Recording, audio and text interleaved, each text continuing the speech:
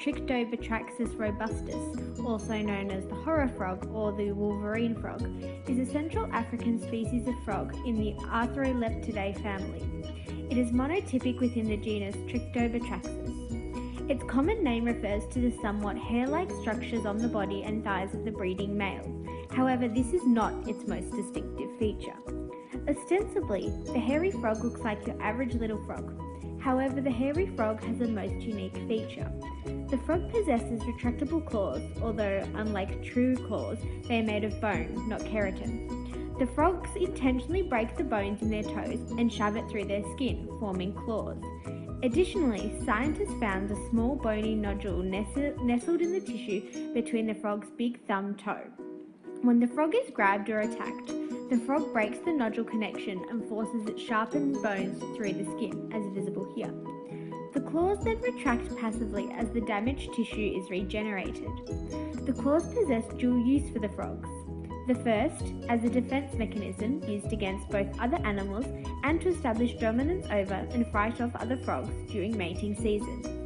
The other is that the frog's claws allow its feet to get a better grip on the rocky habitat it may find itself in, according to David Cantanta, a herpetologist at the University of Texas. Creationism.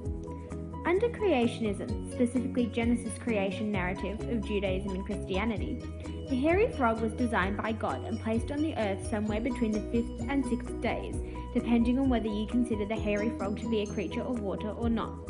The frog would have been placed on the earth as it is, special claws and all, as under creationism all God's creatures were created perfectly. Intelligent design. The hairy frog's creation, inclusive of its special features, would be very similar to under creationism. Believers of intelligent design think that some things are so perfect, deliberate, and unexplainable that they must have been created by a higher being, the intelligent designer.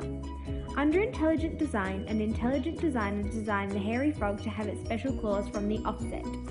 The issue with both creationism and intelligent design is that they do not possess any sound evidence and are not credible beliefs or theories. Spontaneous generation, or the supposed production of living organisms from non-living matter, as inferred from the apparent appearance of life in some supposedly sterile environments. If you employ the theory of spontaneous generation, the hairy frog, being a Central African animal, could have spontaneously appeared from the wet bark of a tree. We know this to be impossible, but this was a credible theory in the 18th century. Lamarck's theory of acquired characteristics. Lamarck believed that if an organism changed during life in order to adapt to its environment, those changes are passed on to its offspring. He said that change is made by what the organisms want or need.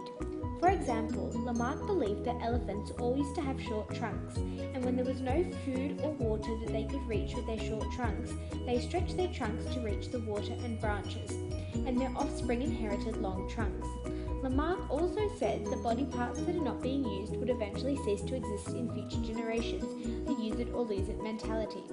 In accordance with this theory, the hairy frog's ancestors would have been sans claws. As they found themselves in a rockier climate, they developed the ability to make claws as necessary in order to survive their rocky habitats, passing the traits on to future generations. Darwin's theory of natural selection through evolution. They are as follows: that individuals in a species show a wide range of variation, that variation is because of differences in their genes, that individuals with characteristics most suited to the environment are more likely to survive and reproduce, and that those genes that allow those individuals, which are in this case the hairy frog, to be successful are passed on to their offspring. In regards to the hairy frog, under natural selection, they would have initially been part of a separate frog species, but then underwent a genetic mutation/variation, in this case resulting in the claws. Compared to other frogs, the claws allowed the hairy frog to survive and reproduce as they were more suited to the environment they were inhabiting, allowing the hairy frog to be more successful in having offspring and allowing them to evolve and continue to exist to this day.